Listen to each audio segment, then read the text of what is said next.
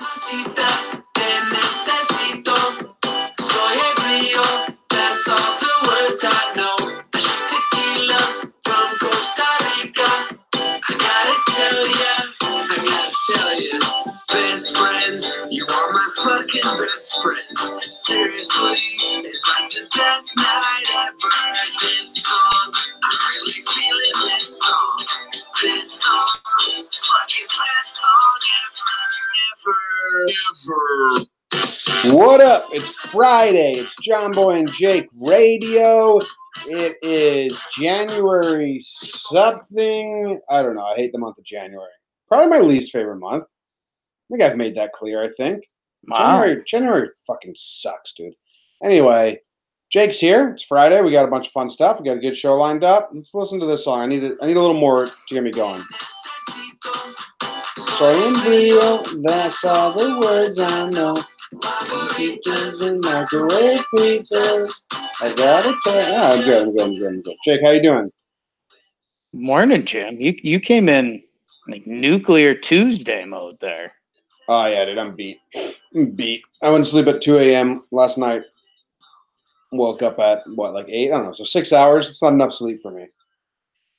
Hosting. I'm an 8 hours guy. Yeah, we're hosting. So I worked, and then we went walked on the beach. The beach was really nice. Took the dogs out. Went to dinner. Then we were playing games all last night. I had to record Six Pack Cinema, and then we played games till like 1 a.m. Then I had to edit Six Pack Cinema and prep the show for tonight. So I got to sleep pretty late.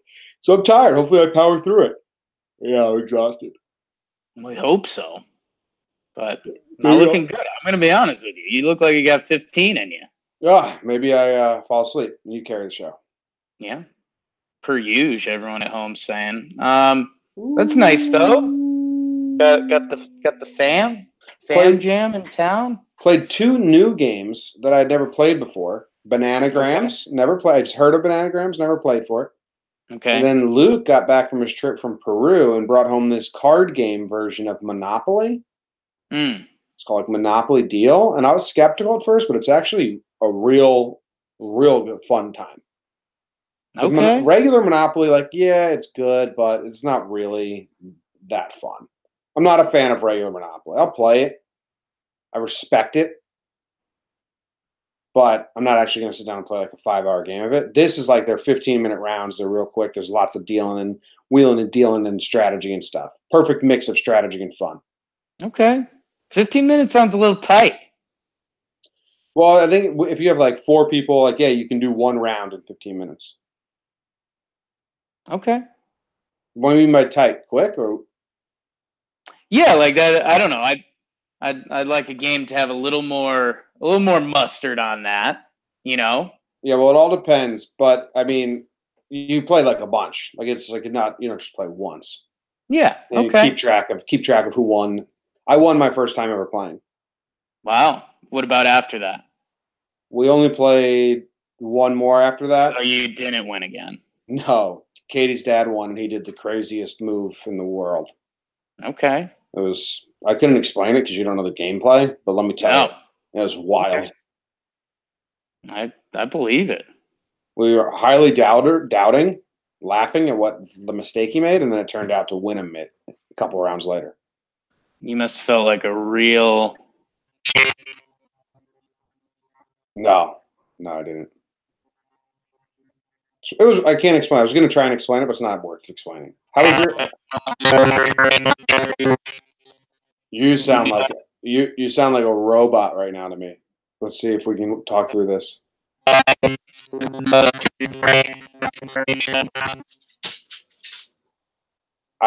happened. I can't understand you.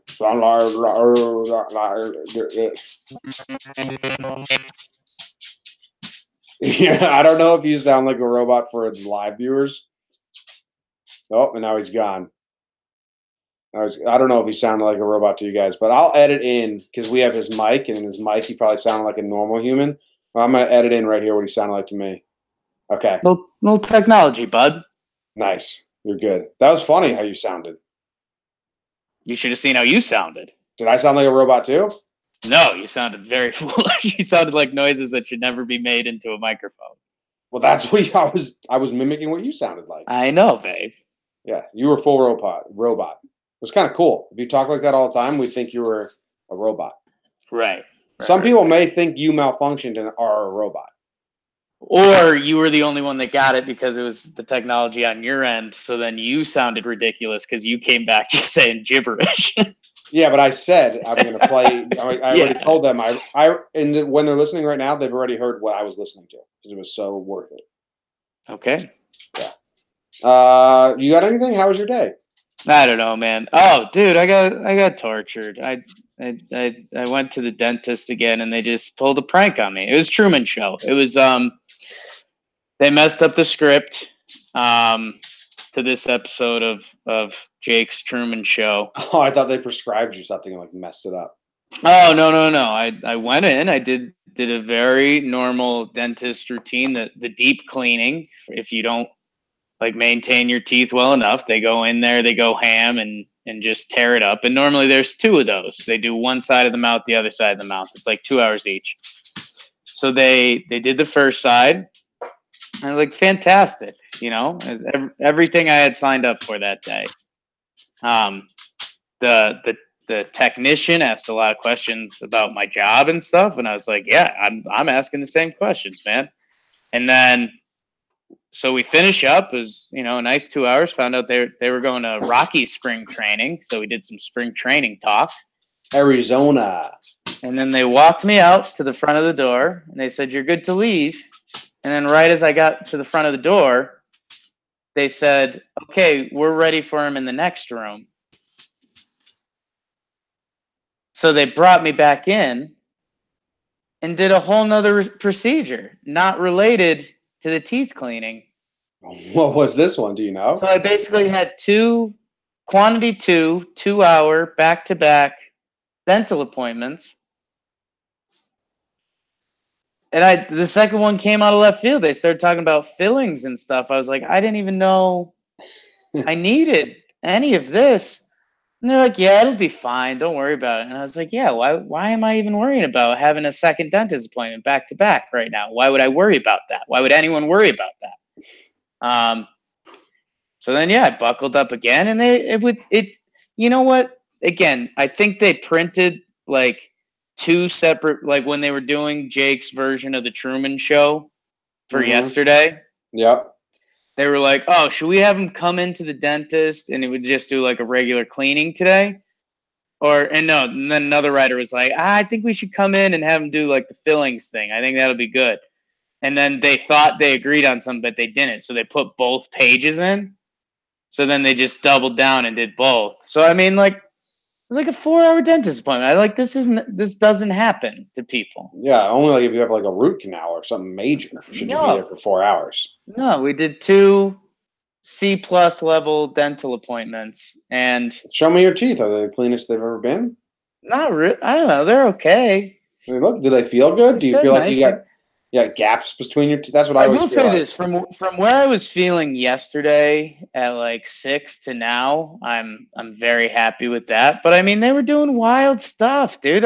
When you could smell the smoke from your teeth, it smelled like a campfire in my mouth because of the different drills they were testing out.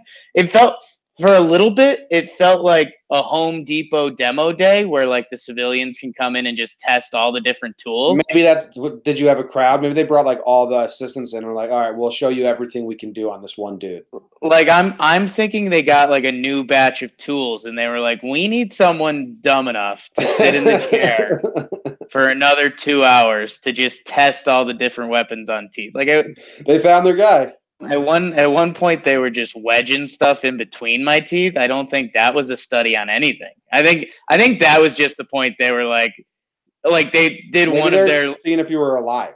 You know how you're doing some pranks to someone, like maybe it was a teacher in school or a buddy or not a buddy, and then you do the one prank that like it feels too far, so you like come back from it. I think that was the wedging stuff in between my teeth, and they were like, "Wow, this kid will just sit here all day. Yeah, we got to get him out of here." They were waiting for you to be like, "Guys, what are you doing?" And you never did it, and they were like, "All right, we've gone too far." Yeah, or like they were about to extract a tooth. if it was a like dentist episode of Scrubs, like the actual doctor would like poke his head in and be like, "What the hell are you guys doing?" And they're like, "Oh, wrap it up. Okay, good job." That was fun. That was fun. Well, glad you probably made their day, which is nice. So yeah, that was a good time. That was a good time. And I think it's I don't know. It kills me that like the dentist's office is one of those jokes that people just copy and paste. Like if you listen to 5 stand-ups, 2 of them they're probably going to mention the dentist's office. Bill Cosby. Yeah, he's one of them. And it's I don't know. Like I've in my head I've mentally been like, well, you can't make any dentist jokes because everyone makes dentist jokes. And now here I am. The Truman Show is testing me on that. So that's where I was. And then I did watch that Guido comedian, Sebastian Manicalso. How is it? It was good. Okay. It was good. He doesn't I needed more from your answer for me to check it out, so I'm not going to check it out. Okay, because I'd never watched a full stand up from him. I've just seen like I don't use Facebook anymore, but I feel like my final days on Facebook, I would see anyone Italian be like, "Oh, you need to watch this. It's Sebastian Manicalso talks about Christmas dinner," and it's like, "Hey, how many meals are we having today? I'm counting more fish than some hippie talking about how many concerts he's been to." And it wasn't all that. I mean, he did good real life stuff.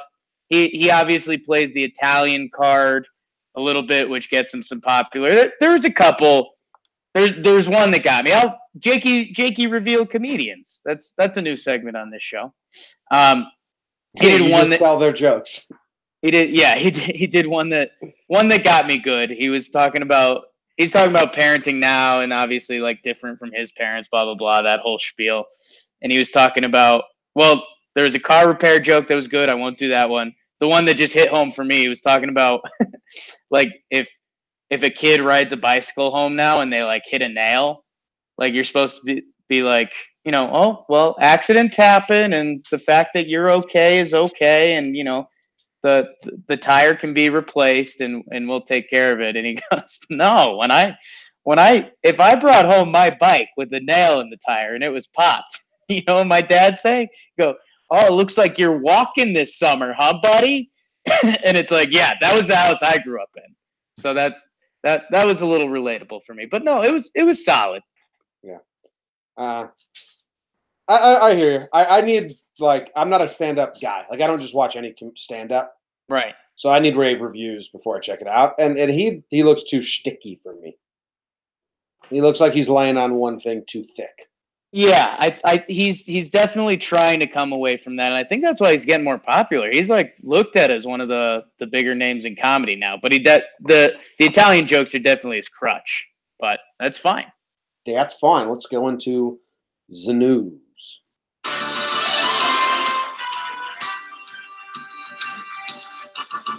Adam Ottavino is going to be the first Yankee ever to wear number 0. They haven't had a player wear a single-digit number since Derek Jeter.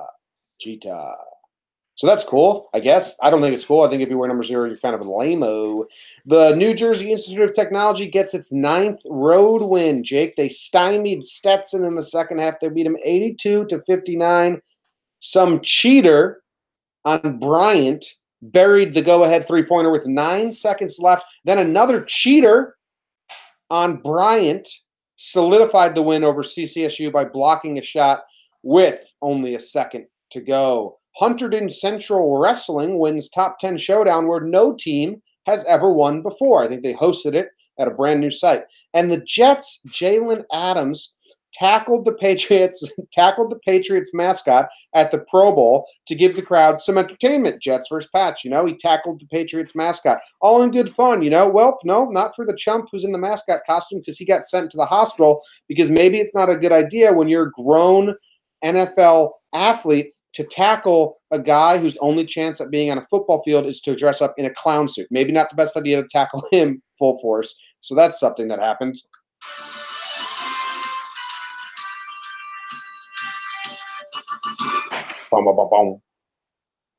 A lot of good stuff here. A lot of good stuff. No, the only good thing we're going to talk about is that Jalen Adams thing. Did you watch this video? Yes. You watched the video? That's all. Okay, Oh, yeah. good. Okay. So he got this guy pretty good. Like if you picture a human body inside the costume, like it goes vertical to horizontal, just slams. And then the guy in the costume rolls over to his stomach, but he's in a Patriots costume, so you can't see, but he's got to be in so much pain just on his stomach, probably crying. Like, I had to go to the hospital. Like I don't know. It was funny to me because like Jalen, you can't just tackle civilians like that, dude. Yeah, there's a couple parts of the story that are a little suspect. I'll say this with how hard he initially hit him, I assumed that the mascot guy was informed, and it turns out he wasn't, and that is what it is. I will say, Jim, this kind of was on delay. Like the guy in the Patriots suit. This happened a few days ago. This happened we Wednesday, didn't know. Yeah, we didn't know he went to Tuesday. the hospital. That's the new part. So he did that the following morning, which, Jim, that smells to me like, hey, I was in a mascot suit and an NFL player tackled me the other day. Maybe I should go check into the hospital. I thought you were going to say maybe he's sniffing around for like lawsuit type things. And yes, that's exactly what I'm saying. Okay. I don't know. I mean, I think it was the next day. Yeah, but what if you wake up and like now you can't bend? Like something's wrong. Well, that's what he's going to be saying for sure. But the way he got hit, like I think that can be the case as well. Jordan in the live chat said he definitely got the wind knocked out of him, which for sure. And like, I haven't got the wind knocked out of me since I was probably maybe 18. That used to suck, getting the wind knocked out of you. Man, I think that's the closest you can feel to dying without dying. The guy got popped a little bit. But yeah, I think it's a little column A, little column B. Like Jalen Adams, you have to know you can't do this, even if it's a fun thing for your Twitter and all that. Or like tackle him, but like grab him and bring him to the ground, and like almost like a wrestling. Then do some moves like gently on top. It's a mascot. You got to be careful. You don't want to knock the guy's head off because then he popped it. That's the number one sin of mascot world. Yeah, I mean he hit him good. It was a tackle. I don't think it was. He didn't pop him. He tackled him. So I didn't know it was like he doesn't know who's inside. That could have been a 18-year-old girl, like fragile 18-year-old girl. Yeah, that's where I was surprised, and that's why you just can't do it. So funny. But yeah, I think the fact we're talking about that this came out yesterday instead of Wednesday, there's a little you suspect, but yeah, Jalen, you learn from that. He's a kid. I mean, how old's that guy? How old's Jalen Adams? 23? Yeah, he's pretty young. And in his whole life, he's probably only hung out with people he could tackle. For a chunk of it. Yeah. All right. There's nothing else. CCSU lost on like a buzzer beater. Not a buzzer beater, but a last-second shot. And Adalvino's wearing number 0. We asked this question on Talking Yanks. Like, I wonder if anyone has ever asked to wear number 0 on the Yankees before. Right. And I actually want to know. It's like, I would guess no. I would guess the fact that they just gave it to him easily, and he's a relief pitcher, that's 33-year-old relief pitcher, like, I would guess no one's ever asked for it before. Yeah, I don't think people thought it was eligible. Yeah, interesting. Not really that interesting, to be honest. And it's Jamal Williams. We called him Jalen Adams literally the whole time. That's the UConn point guard, and that's what I wrote down. Well, UConn's on the mind all the time. Yeah, Jamal Adams, he's 23. He's a young 23. Turned 23 in October. How old is Jalen Adams? Jalen Adams, I would guess, is 21, 22. Yeah, he's still in college. That makes sense. All right, cool. Well, poop on our face for calling him the wrong name the whole time. Jalen Adams, also 23. How about that? Jalen Adams is old to be in college. Yeah, a little bit. I mean, a lot of guys do that. Did he redshirt? I don't think he redshirted. He turned 23 in December. So, but some guys do that for eligibility and stuff. Yeah, I guess so. Because most people graduate at 21.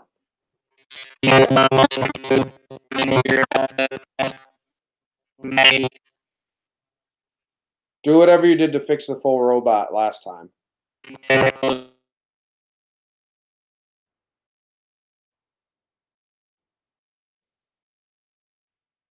Oh, I forgot there's people listening and watching. I have to edit this out, I guess. All right, you ready for the national news? Yes, sir.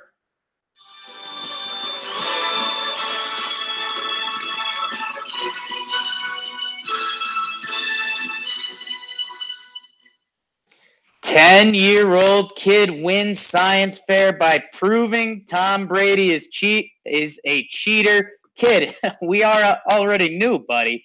And a lot of NFL news. Larry Fitzgerald coming back next year, and Jim, if he puts up a big year, 6,616 yards, he'd be passing Jerry Rice for the #1 receiver all time. Side note, if you don't know, that won't happen. Jacoby Brissett, I want to be a starter in this league. Me too, Jacoby.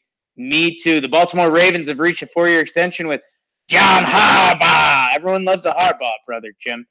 The Cleveland Browns social media team DP story that came out yesterday for Dog Pound. We'll talk about that in a little bit. Chiefs hire Spagnuolo, your old boy. This is almost tri-state area news. How about a little NBA? The All-Star team announced. We got LeBron and Giannis being captain. And, hey, UConn always on the mind. Kemba Walker getting the start in his adapted hometown of Charlotte. Jim, baseball news, free agent outfielder A.J. Pollock is heading to your Los Angeles Dodgers.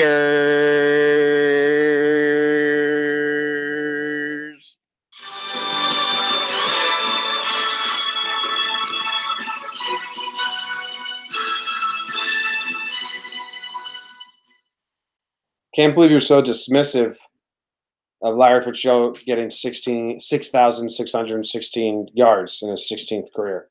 Why can't you believe that, I guess I would say to you?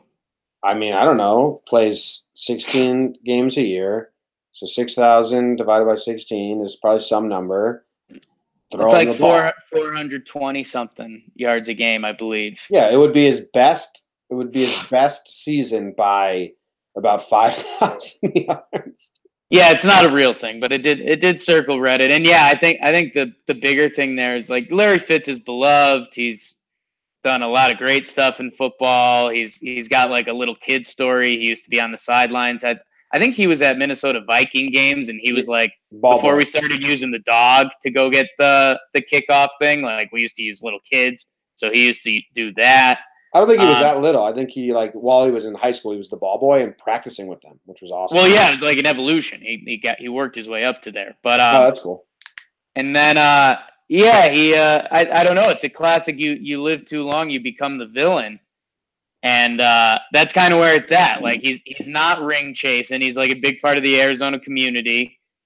He's done for like 2 years now. I might retire. I probably should retire. Everyone thought he was going to go out with Bruce Arians and Carson Palmer, and now he's hanging around to the point that like people are mocking him. So that's tough as an athlete. Who's mocking him? That's what this Reddit post is, Jim. Like that's not a realistic thing. I don't think they're mocking him though. That's I think 5 years of football. I don't think they're mocking Larry. I think it's just a joke. Like it's just. I mean, a little bit, but they're mocking him like coming back and still playing. Like, oh, you're coming back for one more season, Larry. You only need 6,000 yards to beat the record. Oh, I think everyone likes him. I didn't think it has like anything negative to him. I just think.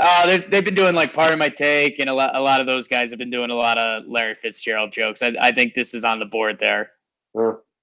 Yeah. Well, good guy. I thought everyone loved him. I think he they do, but they're just mocking him a little bit. They're like the run's over, Lair. No, I think he's gonna get it. 400 yards a game. All right. I'm happy for you, rooting for him. We'll bet on it. The Jacoby Brissett thing, you nailed it. Like every NFL player wants to be a starter, Jacoby. Yeah. I mean, he has a little bit of an argument, but like he played solid. But you know, hey, this is why you sign different contracts and stuff, and we'll see. I don't know. I like Indy's going to hold on to him because Andrew Luck can still get hurt, and he's on his rookie contract. But yeah, like cool, Jacoby. Yeah, I mean, how long is he going to be stuck in Indy for? I think his rookie contract goes through next year. I got to double check the article, but and at that point, I feel like when your when you become like a backup for multiple years, you're a backup. I would be interested in how many like Aaron Rodgers backed up far, but he backed up far when he was Aaron Rodgers. Like how many not high draft picks back up for 3 years and then get like he's our starter, he's our dude for a couple years. Well, that's the thing. I mean, he started 15 games in 2017. But they were really bad. The Colts were really bad. Yeah, but he wasn't overly bad. There was a lot of things on the team that were bad, and then before that, he did some good stuff with the Patriots. So I would say this: every couple years, there's one or two backups that play a little bit, and then they don't get the chance to play, and then it's like, well, like in 2020, like flash forward a year, we're going to be saying, the Bills traded for Jacoby Brissett for him to fight for the starting job with Josh Allen. No, I was asking honestly, like how many quarterbacks have like become starters that weren't drafted to be a starter or traded to be a starter like in their first 3 years in the NFL. I know there's exceptions to the rule. Like was Tyrod Taylor, wasn't he at backup places before he got like his 2-year run on the Bills, or did they draft him? Tyrod, I'd have to look it up. But I would say every year or two, there's one or two guys that are backups. They get the shot. Again, you're probably right. The success rate is little, but you still got to take the shot on those guys. Yeah. Tyrod Taylor was a 6th-round pick. Brissett was like a 3rd-round pick. So, a lot of guys liked him in this league, and he's done some solid stuff. So, I don't know. He'll go missing for a year. If he has like 2 big games for Indy next year or something like that, then it'll be like, wow, Jacoby Brissett's on the block. I wonder if, does he have it figured out? What team can he be good for? I remember when Brissett started for the Pats and he was the 3rd-string starter because Garoppolo got hurt. Right. Brady got hurt. Garoppolo got hurt. So Brissett started, and it was a Thursday night or a Monday night game. I was riding BART, Bay Area Rapid Transport. Sure. And I was so interested that I watched that game on my phone. Just like 3rd-string starter on the Pats. Like, can they do it with him? And they did. They beat whoever they played. Yeah, it wasn't actually good football either. It was kind of like I will say this. Just clicking around league QB depth charts. I don't know. If you're the Jacksonville Jaguars, is he better than Bortles Kessler? Probably. I think what you said is the best, where he's going to get a chance to compete. Like, no one's going to be like, yeah, Jacoby, you're our starter. Come here, and we'll sign you for that. But he'll get a chance to compete against a middling draft pick or a starter who's like kind of not really working out. I think it's just like Jim, when I might send you this just because I think you'll be shocked, because I think the first tier of quarterbacks is actually a lot better than it. Or let me say this: if you look at all the starting quarterbacks in the NFL right now, I think there's a lot better depth than there used to be. You used to see a lot of pretty meh guys. In the last like 3 years, the backups, you used to see a team's backup and be like, oh yeah, that guy used to play a little bit, blah, blah, blah. I think teams have now done this thing where they're like, well, if our starter gets hurt, we're screwed. Because the backup quarterbacks list is disgusting. Matt Barkley, Brock Osweiler, like how many times have we needed to see these guys fail? Well, Hoyer and McCown are classic backups. Right. Like, yes, those guys fit the mold perfectly. Tyrod Taylor is how you pronounce it. Tom Savage, that's a little bit of a cop-out because Driscoll and Dalton got called into action. But, like, Josh Dobbs for the Steelers, like, that guy's done nothing. I'm going to show off how bad my football knowledge is at times. Sure. Actually, maybe not. Tom Savage, never heard of that person. No, you're fine. He's jumped in. He was an old Pitt quarterback. He jumped in. You would have caught him for the Texans once or twice when they did their like TJ Yates show. If TJ Yates got hurt, then it was Tom Savage. But no, Jim, like that's part of the point. Like, Cody Kessler's been in the league for a while and he's done nothing. Like how can you have him every day? Look at the Cowboys backup quarterback. Cooper Rush. I know that name just because I've watched Cowboys games, but Nate Sudfield, never heard of him. Had no idea Gino was in with the Chargers backing up Rivers. Had no Yep. idea. Deshaun Kaiser, I'd never heard that name before. Yep.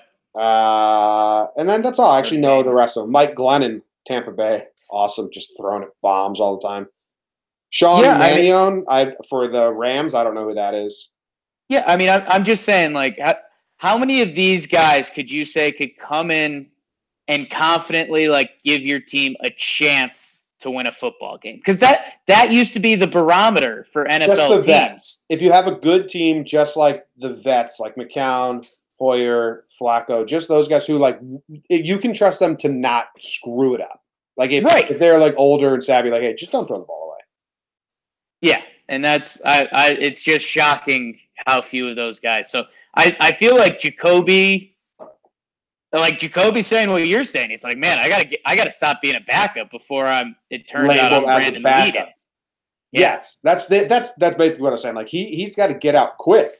So he better. So I don't blame him for saying, like, I got to be a starter. Like, push that narrative, Jacoby. Because once you're a backup quarterback, you're a back, and it's not a bad thing. There's some stability there because there's no pressure. You can be terrible. RG3 still getting paid, but you gotta rid that real quick. Yeah. So how about that? All right, let's do a quick little update on our one and done picks, Jake. Are you ready?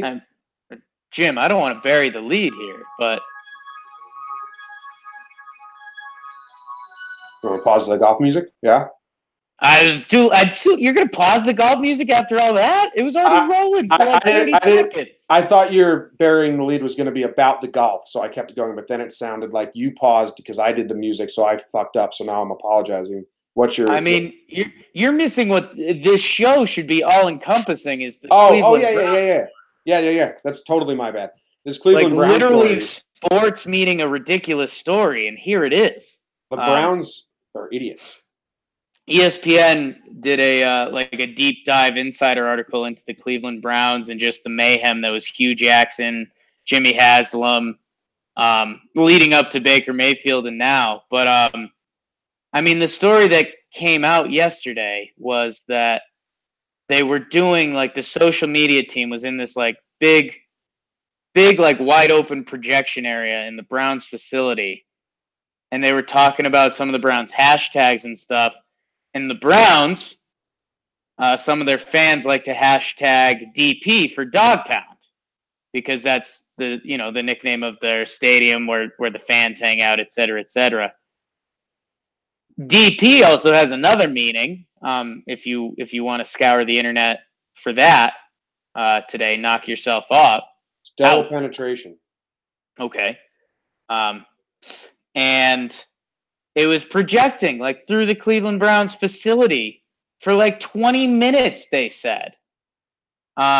Just internet porn. And it's just one of those, you always hear it and it sounds cliche, but you'll hear someone like the Patriots, the Steelers, and they'll be like, wow, yeah, that's a top-down, well-run organization. And you're like, I mean, how much does that really matter? Like, if the owner's trying to collect some change, but you got a good quarterback and a good coach, like, I don't know, things are going to normally work out decently for you. I mean, the Browns are example 1A in the opposite direction, that if top down you are inept, then it just leaks throughout the whole organization. Like, no one can save it. And, yeah, I mean, just... Yeah, this is... incredible. This is such a... I believe this story so much because, like, my dad listens to the show, and, like, I taught my dad Twitter and how to search hashtags and stuff. Right. But he's still, like, he knows what he's doing now, which is more impressive than many other, like other dads, I'm guessing. Adults. Yeah, adults, or, like, 50 plus. But there's people there that, like, they get told this, oh, dude, check this out. You can just throw a hashtag in, and we have an algorithm that will just display every video, GIF, what picture that people are talking about with this hashtag. So we do Cleveland Browns, do it. Because that's how I taught my dad how to watch, why Twitter's great during sports events, because you just find the hashtag for that game, and then you can find what everyone's saying about it. And there's jokes, there's funny things that you don't notice. It's great. But I can see someone telling this in the Browns office, and they're like, "Oh, great, this is awesome," and they don't really know how the internet works. Like they're not on the internet, but they know this. They're like, let's do dog pound, but they're like, because they don't spend on the internet, so they're not familiar with how popular that and how rampant porn is on the internet. But I can see this happening. It sucks that there wasn't anyone in the building that said no, don't do this. But no one was high enough that could step in and say something, and that's where the top down thing shows out. Browns are going to be so beloved next year, and hopefully for a bunch of years. So hopefully, Biker's the truth. Biker started it already. All right, say Baker one more time. Biker. And I just want to give Kemba. Kemba's starting the All-Star game. My little guy from UConn. He gave us a national title. Always undersized. Luckily, the league came around that being undersized helps. But dude, he's also tearing it up, Jim. It's I don't know. A dedication to hard work, kids. Kemba's second through fourth year in the league, so 3 straight years he averaged the same numbers, 17 points. He started shooting some more threes at a better clip. He went from 17 to 20 to 23 to 25. So work hard, kids. Well, we had brunch with Kemba once. It was really nice. We had brunch with Kemba once. It was really nice. Yeah. All right. The golf picks.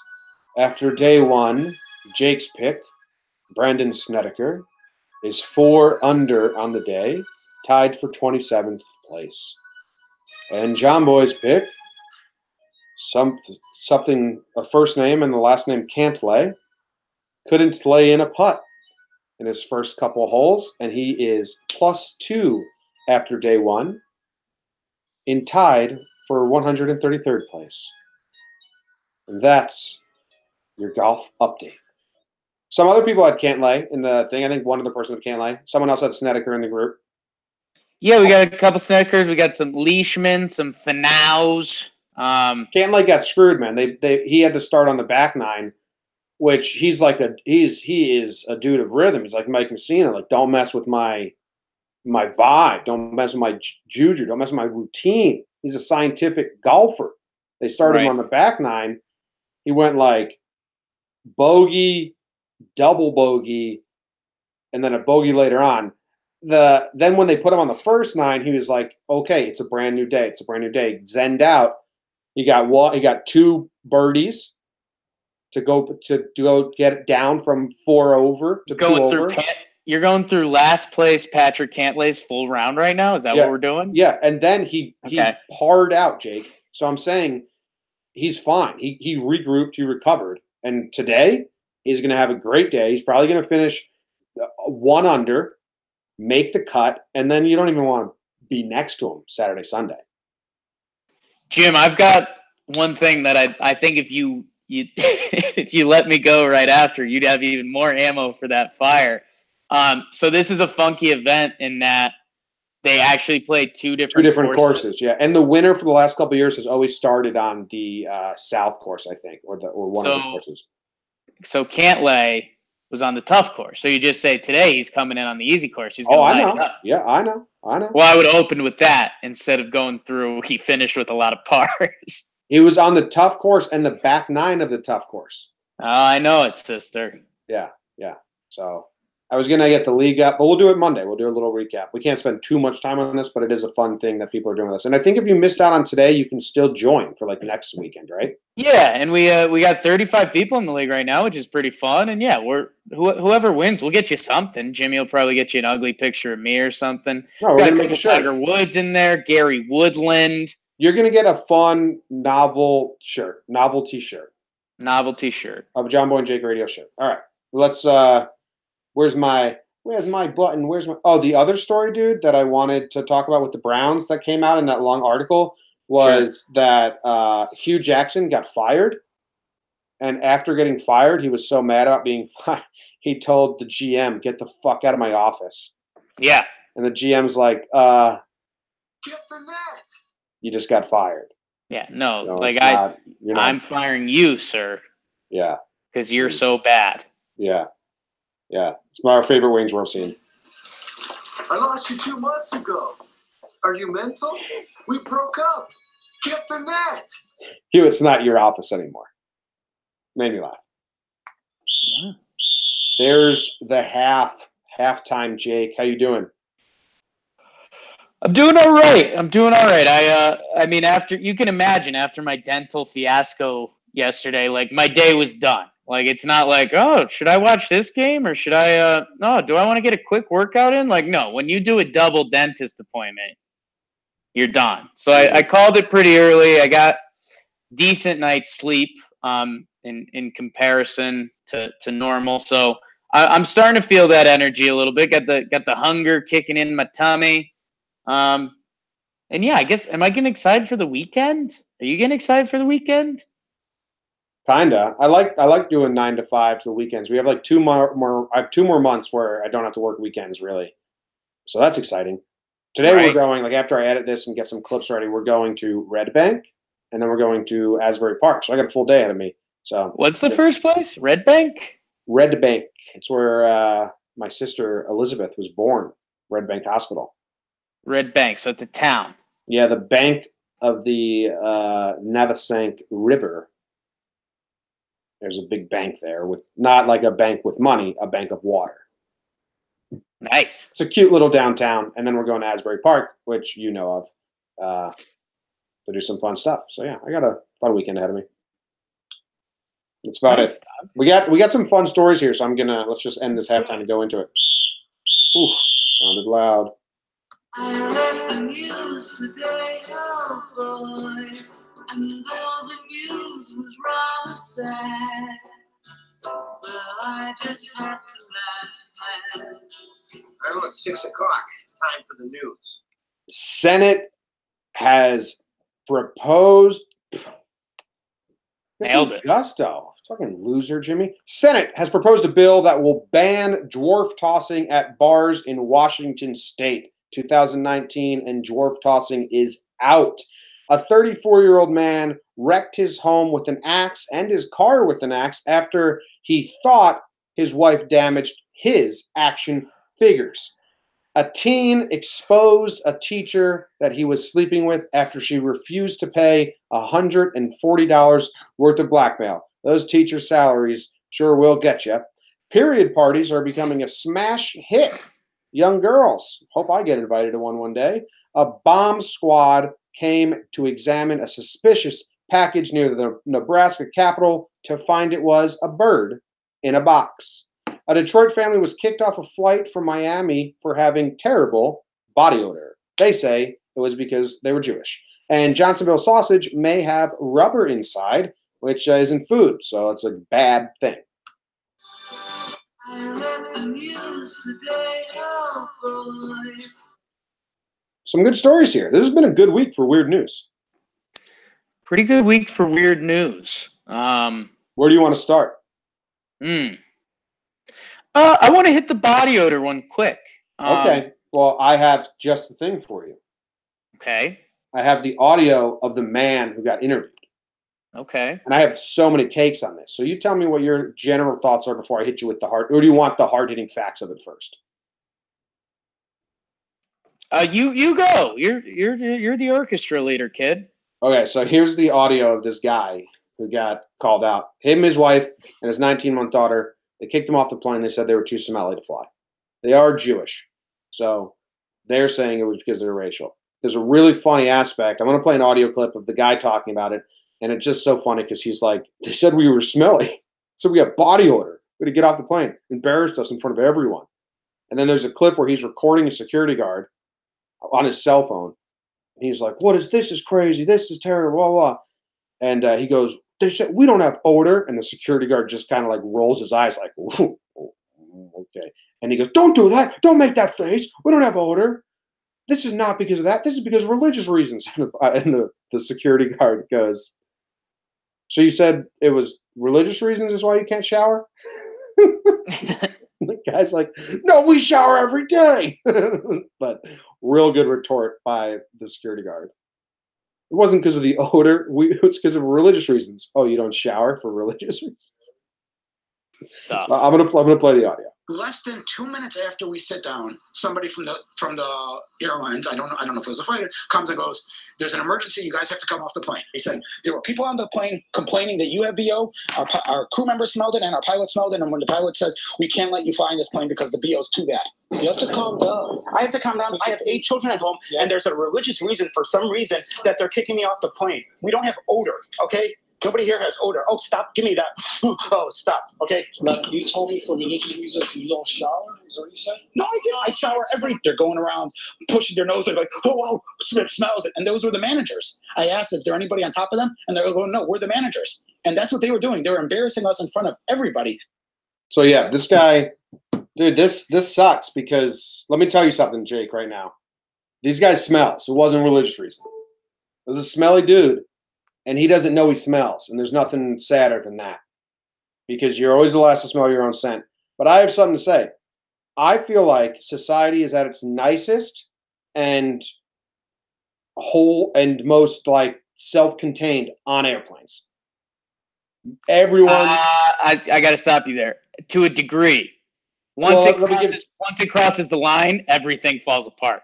Yes, I agree. But like if there's a crying baby, everyone's just like, okay, like just suffer through it, go through it, sit down, like get through it. If there's, I feel like people are always helping unload things, switching seats. Like I feel like it's kind of society in general is nice when you really break it down. And there's some bad eggs. But for the whole plane and the flight attendants to all agree that this was an odor-based situation. And for not, usually when there's viral videos, there's always one person like, this is wrong. What you're doing to them is wrong. And there's no one standing up. These guys smelled. They smelled bad. Yeah, this is a no-doubter. Because no one just gets kicked off a plane for being Jewish. No. But you do get kicked off a plane for being smelly. Oh, yeah. And if it's the whole So that's the interesting dynamic to me. Like, why is this whole family smelly? Is there something we don't know about? Or is it the dad just being super smelly? Maybe he's a good dad. Maybe the daughter has this, like, smelly disease, and he's just trying to stick up for her and be like, no, you don't smell, babe. They're not talking about you. So I've given him a good guy dad out. You're not getting the Jewish way out. I'm sorry. No, you can't play that card here. That dude smelled. It's a tough realization. Because he's really going in front of the cameras to plead his case. And I want one of the reporters, I want them to send it back up to the booth. And one of the guys in the booth be like, hey, John. Oh, John's our local cameraman on the scene. John, did you smell? And then the cameraman's like, yeah, it was pretty bad. Yeah, we need You're right. You went the camera crew there. Give us a couple people on the plane. If this guy wants to do this song and dance, let's get a couple people up there testifying in front of his face how smelly him and his family are. His wife said that after they got off the plane, they walked around the airport walking up to people like, sorry, this is weird, but can you smell us? Do we smell bad? And again, in an airport, no one's going to be like, yeah, you actually do smell bad. And then you just be like, no, you're fine, and walk away. I think you try your hardest not to address it because So a couple things. You said inside of the airplane, society is a good place, and you're right because little gestures go a long way on the airplane. You help someone lift up their bag, or you get out of the way for them to get in their seat. You're right. Like that's nice. The crying baby example, I think that's a toss-up because you say like, oh, people just sit there. Well, you have to. And then if you make a scene, now you're making a scene on an airplane and you're the bad guy. So I'm saying it takes a lot for people to make scenes. When you're outside of the airplane, when you're in the airport, I think those rules go away because you've got people rushing to their terminals. You don't know where people have to go. You don't know everybody's agenda. So I think outside of there, the rules are gone. Well, I mean, picture yourself like walking around an airport. Like I'm head down. I'm just doing my own thing. Someone could walk up to me with a handful of horse shit, put it in front of my nose, be like, hey, real quick, buddy, does this horse shit smell bad? And I'd just be like, no, it's fine. And then like not break stride. Yeah, you just walk past. Yeah. I don't even think you acknowledge them. I think you give like the scared deer look. Like someone's trying to talk to me in an airport and you just keep going. You're like playing a catch. So imagine this husband and wife walking up to you, like putting their scent on your nose. Like, do we smell bad? No one's stopping to smell. And No. and if they you just keep it moving. You just assume that's a crazy person and you keep it moving. So I don't think they were getting the like, oh, you're fine and keep it moving. I think they were getting, you guys are clearly insane, keep it moving. Yeah, it's a tough break when you find out you're smelly. Tough break for the daughter. You don't bounce back from that. She's young. Unless you go to a period party and you just build yourself back up. Yeah, that one comedian, Brent Craig, like I always mess up his name. He talked about a joke about they threw a period party for his daughter. It's like to take the shame out of having your period, and when your daughter has her first period, you throw a party to celebrate her womanhood. I actually love it. I think it's like great. It's just a funny headline.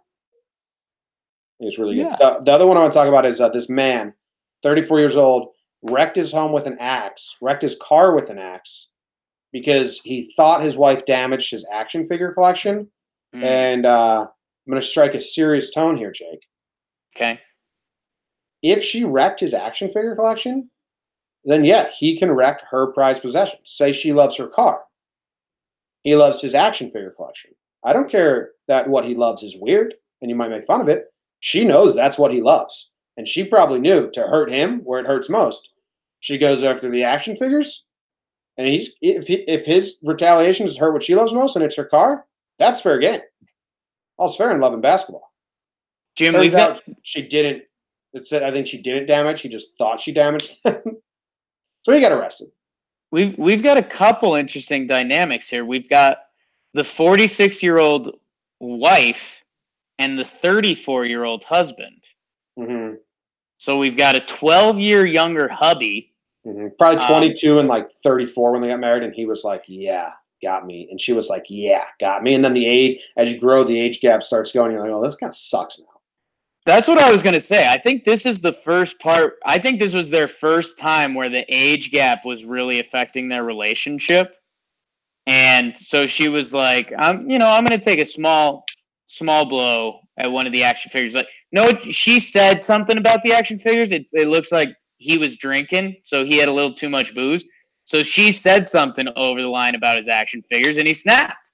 Yep. So I think that's when you just shake hands and you say, oops.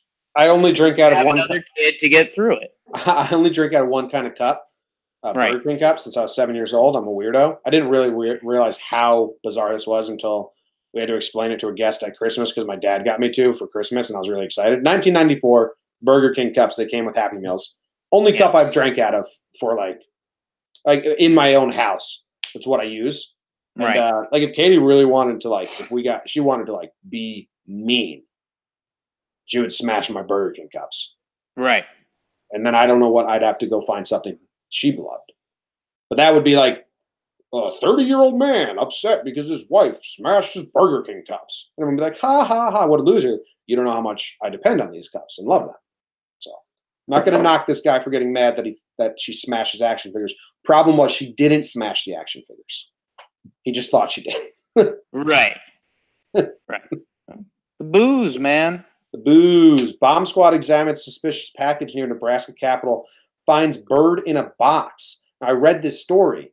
They saw a guy run up to the Capitol with a box, place it down, and then run away. So they barricaded the whole street and said, get away, get away. And that's like smart move. And then as they got closer, they X-rayed it, and it was a bird, a live pigeon. It was in a box. Now, was this a bird box? More viral marketing for bird box? This is just a misunderstanding. This gentleman had this pigeon, got way too close to him, whether it got in his vehicle or something like that, I don't fully know. But basically, he was at the point where he's like, I have to catch this bird. So he caught the bird, and then he did the movie where you see someone with their arms out running with something they don't want in their hands, and they're like, oh God. So he just put it down, and he's like, I got to get out of here. Like I just caught a pigeon in a box. I'm gone. And it was unfortunate, the location of it. I only have one thing to say to you, Jake. Sure. About what you just said to me. And I am stalling right now. So no way are you procrastinating by talking in that tone Yeah. I just have one thing in response to what you just brought to the podcast on the Bird Box story. Are you looking for Genius! I thought that's what you're going for. I was just about to say it, the fat guy from Big Daddy or whatever. Yeah, that was the best. That was the best breakdown of what probably happened here. If a bird got into my backseat of my car and I had to catch it, I'd be doing the armed out stretch, and as soon as I put it down, knowing that the bird can fly out of the box, I'd sprint away. That was so smart. I'm a part-time detective. That's what happens when you're kind of on a hot streak with a lot of things you're doing in your life. That's how you end up. You have that better the day, it's the better the day. Better the day, better the day.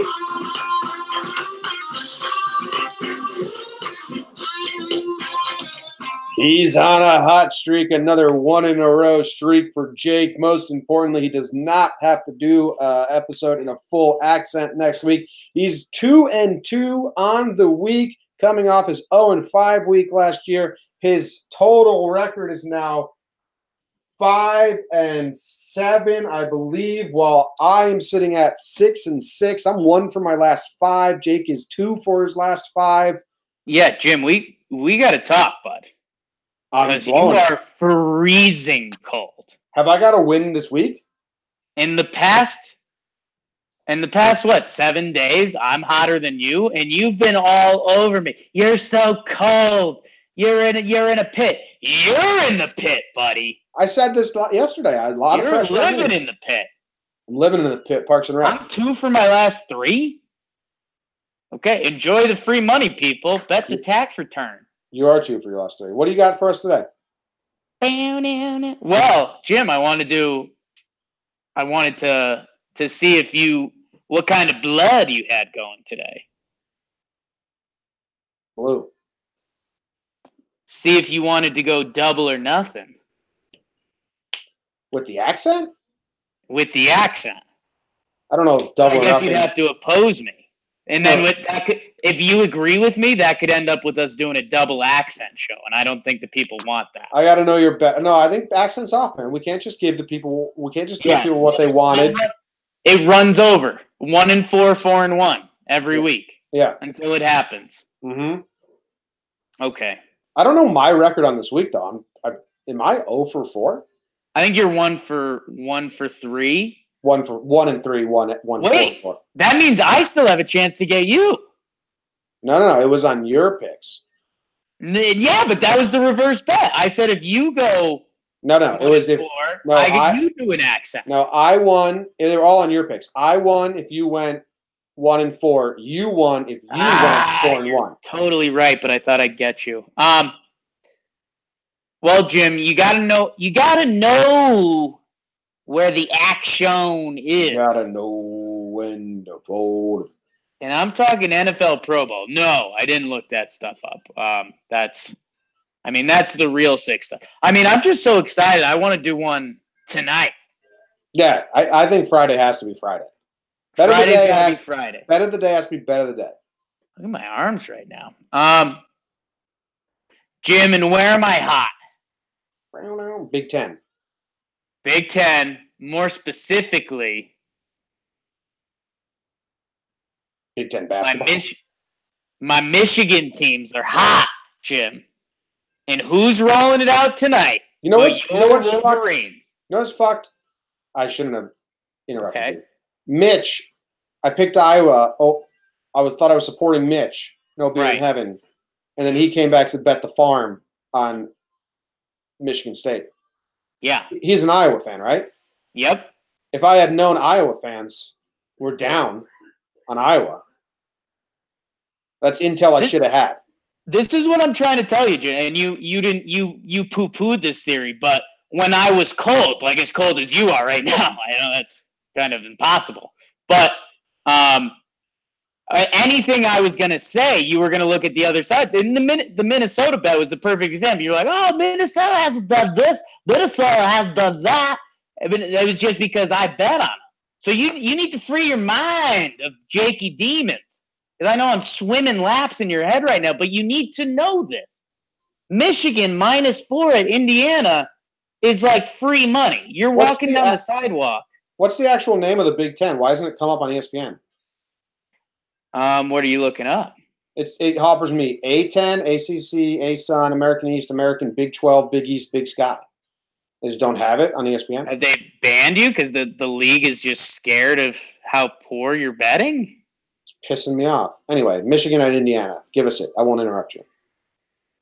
Well, we'll see if that comes true.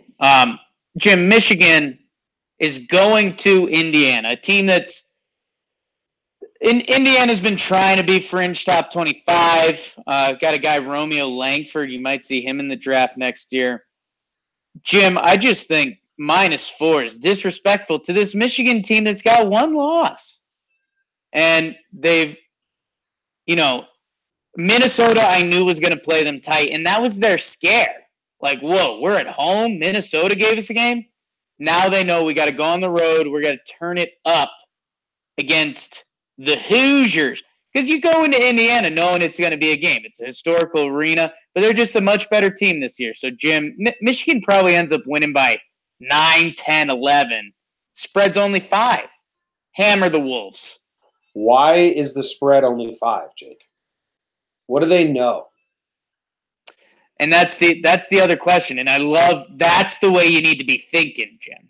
Because Vegas always knows more than us. I mean, look at Indiana's. They're coming off 5 losses in a row. And they're losing. They had won 7 in a row. Indiana had won 7 in a row until they went to Michigan. And Michigan beat them up by 11 points. And since then, they have not won. Right. So here's the story. After Michigan, they play Rutgers. They'll win the Rutgers game. And it'll be like, okay, Michigan sandwiched our losing stretch. Our first loss of our losing stretch was to Michigan. Our next loss was to Michigan. Then they're going to beat Rutgers, Indiana. They're going to have a great game versus Michigan State. But they're not beating Michigan. I'm with you. So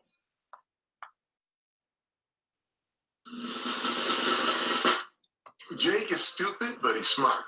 That seems too close of a line for me. Jim, you know why Big Ten didn't come up for you? Why? Because they write out the word 10. No. So Big 12 is in numbers, Big East, Big Sky, Big South, and then Big 10 is in letters. Oh. Yeah. No, it's dumber than that, dude. It's dumber than that. I just didn't scroll. That's what I'm saying, though. It's because it's in letters. Yeah, because it would be by Big 10. Yeah. Big 12, I mean. Yeah, I don't know. I have the line where I'm looking at 4, and you're looking at 5, so what are you taking as? Sorry, it is 4. In my head, it's so free money, I was willing to up it to 5, but I guess technically in Vegas, it's 4. So Michigan will win. Michigan's going to win by double digits. If you're really trying to make some cheese, throw that bet in. Does Michigan have a player out? Like, no, man. I think Indiana's just desperate, so they're banking on that. Tickets are expensive. Michigan's probably the best team in the league, so they're saying that they're going to get amped up. Like, if they get this one, then they can really turn their season around. They got a tournament win. But I think Michigan could be probably a 1 seed this year, James. I love hate watching, but it's also love watching. I don't know if I hate watch him or I love watch him, but that dude on Michigan, number 13, I'm not going to pronounce the name right. Ignas Brazdeikis. Is that how you say it? You were there. What is he? Oh, okay. He is a classic bully from a 1995 movie that was made for TV. And he was probably on Team X-Blades in Brink. Like, he's just a dumb punk goober bully from a 1990s movie. That's what he looks like. And I don't know if I love it or hate it. Right. But I've watched. I think he's Canadian. Yeah, so he's probably super nice. But I've watched 3 Michigan games this season. I don't know. I watched them versus UConn. I watched the last time you took them in a bet. And I watched another one, and I just my eyes can't not watch everything this Ignas Brazdeikis motherfucker does. So he's born in Lithuania, but he's technically Canadian. So yeah, he's got.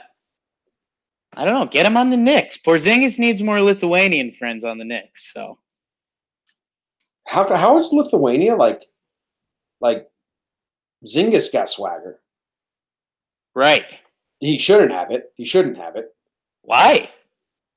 I don't know. Maybe he should, but he shouldn't. This dude shouldn't, but he should. Lithuanians they're so confident when they shouldn't be. From the 2 examples I know of the whole country, is now I'm saying it's just a cocky country, and they're so confident that it works. You're dancing around something, but you're going at it the wrong way. That the 7-3 star of the Knicks shouldn't be as confident or cocky as he is. And same with the freshman star player on one of the top college basketball teams in the country. No, I mean the way KP has picked up the Bronx accent or the New York accent, and he'll just be like, fuck out of here, and talk shit and stuff like that. He just adapted. King of New York. He's the best player on the Knicks. This is a better way to say it. And he adapted to the spotlight with ease, coming from Lithuania, not speaking the same language. And this dude does the same thing. Every time I watch Michigan, cameras all over him. He is the dude. So what's it about these guys? Lithuania's got some swag. That's what we're dancing around. That's what I'm saying. From the 2 examples, the whole country swagged out. There's a couple other guys that are kind of swaggy Lithuanian basketball players. But you're right. There probably is a connect the dot. The guy that runs the Lithuania basketball program or something, he's definitely a peacock. Yeah. Yeah. Hey, I have something real quick as I play this outro song. And you got anything else before we end the show? Let's hear it. All right. I'm going to make sure it's a real thing before I do it. Okay. Here we go. Best song ever to end the show. Thank you guys for coming up. The news is, and I don't expect anyone to run here, but I put up a Jomboy and Jake radio shirt on the website because I wanted to order one for me and one for you. But if anyone's interested, it's a shirt with this song on it. It says "Best Friends," and then in cursive underneath, almost like a cursive underline, small print says, "You are my best friends. You are my fucking best friends." It looks kind of weird on the site because it looks like the font is too small. That's the way this website does it. It's kind of annoying, but I just want to let you know there might be more coming. The shirt of the day, if you leave a review, January's almost over. So if you leave a review in January, we will pick a winner to get the shirt of the month. Heels off. That's it. See ya. If you go to talkingyanks.com and search best friends, that's where you'll find it.